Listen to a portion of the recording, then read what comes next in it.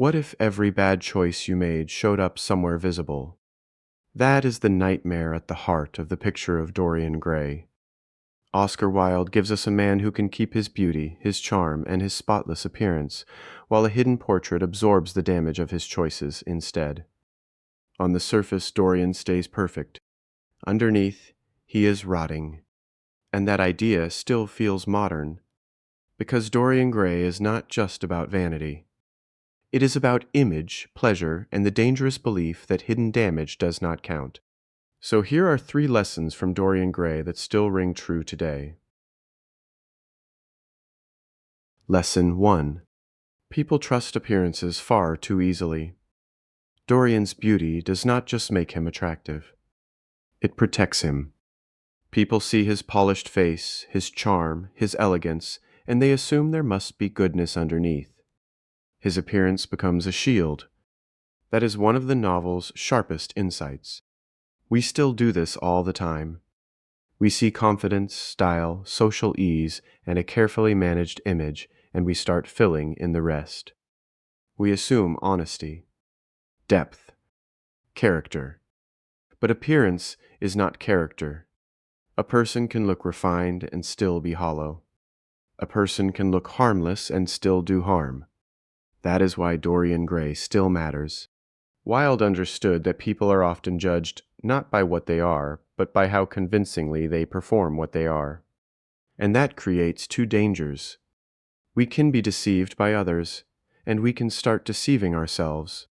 Because once the world rewards appearances, it becomes tempting to look admirable instead of becoming admirable. Lesson 2. If pleasure becomes your purpose, it will empty you out.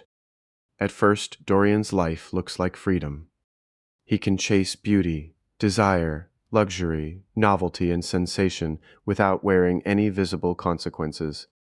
It seems like the perfect life, but it slowly destroys him.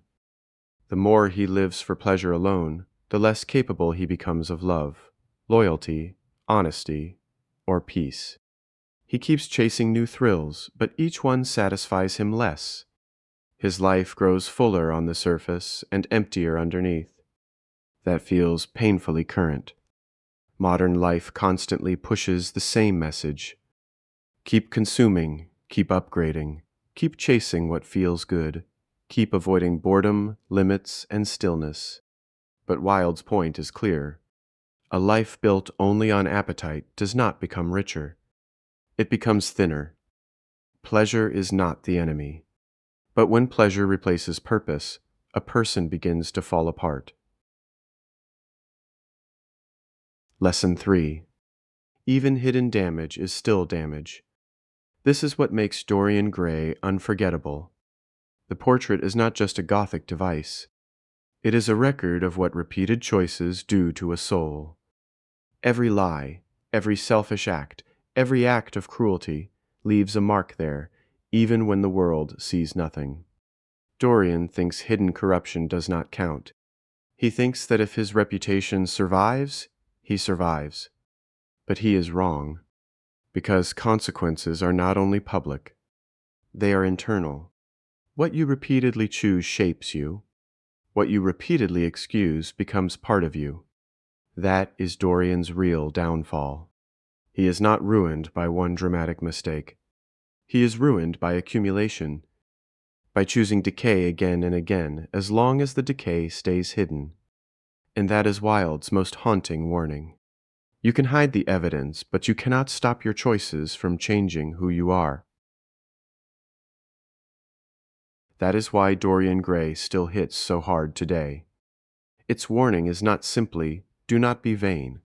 Its warning is this: if you build your life on appearance, appetite, and avoidance, you may protect the surface while destroying the self underneath. That fear is timeless, because almost everyone understands the temptation to look better instead of becoming better, to protect appearances, and to pretend hidden damage does not matter. Wilde turns that temptation into horror, and he leaves us with a question that still stings. If everything hidden about your choices appeared somewhere visible, what would it show?